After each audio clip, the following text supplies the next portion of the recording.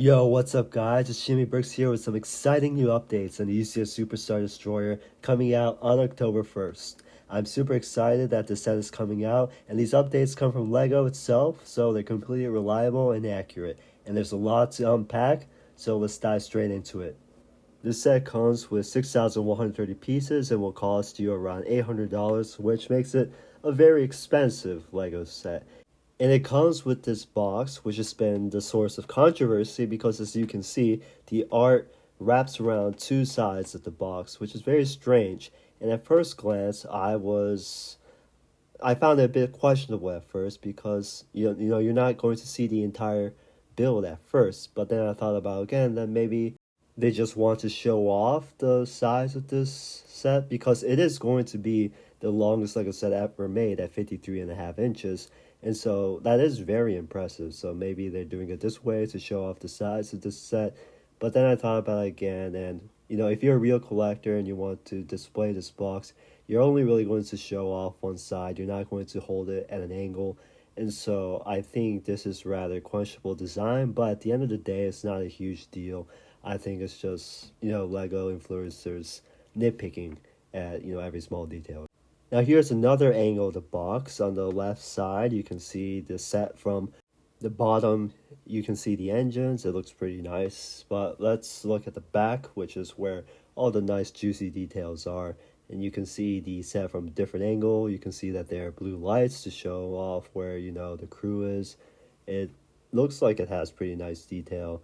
And unfortunately, there is no interior, at least from what we see on the back of this box. Rather, there's a diorama with Darth Vader and the other minifigures in this set.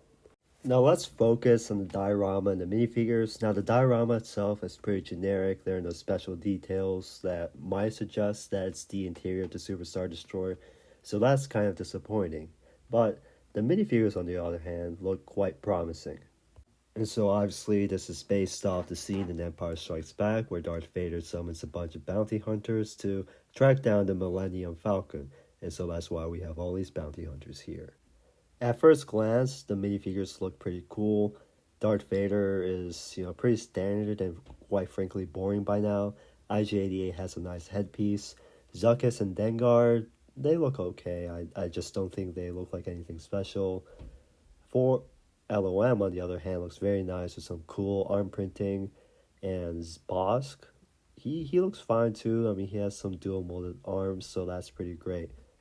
And Boba Fett looks pretty nice, but unfortunately, he's not the same Boba Fett that's in the most recent Boba Fett set that came out. So unfortunately, you're gonna have to buy the Boba Fett set if you want that Boba Fett.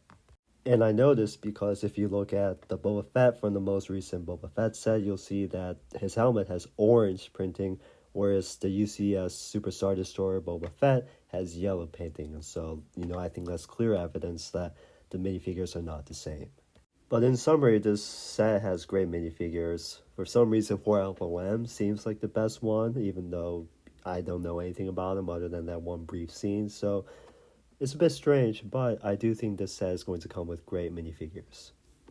Now moving on to the build of the set, I just think the ship is just a little too flat. If you look at it from this angle, the middle of the ship just looks too flat and not really bulky and, salient. It's not pointing out the ship like it should be, and so that's kind of like a major critique of the set, I would say.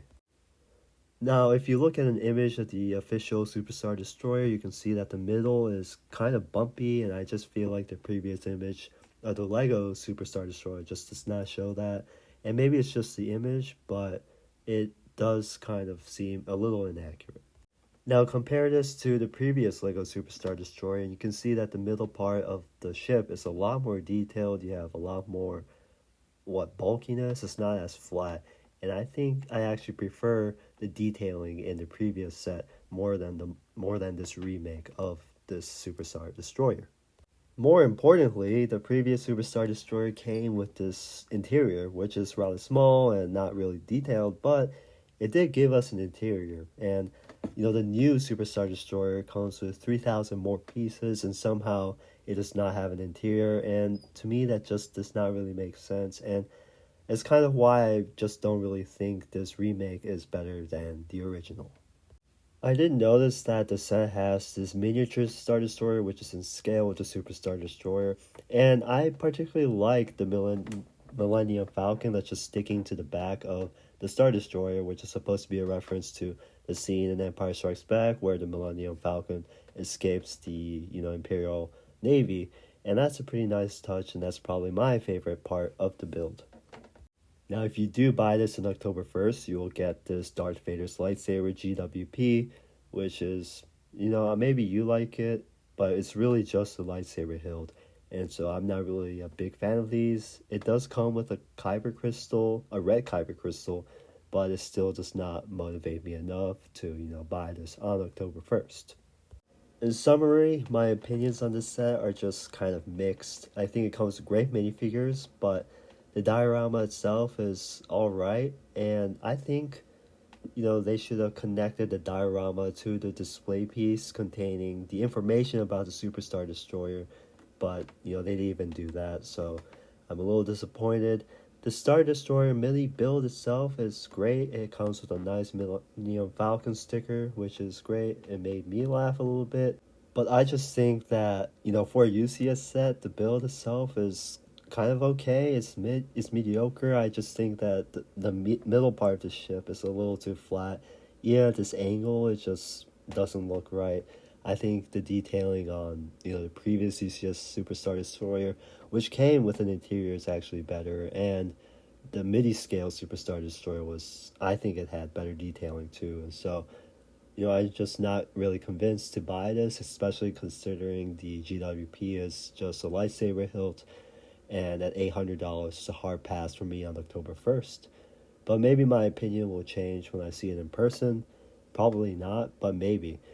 Anyways, what do you guys think? I would love to know your opinion. Please leave a like, comment, and subscribe. Thank you.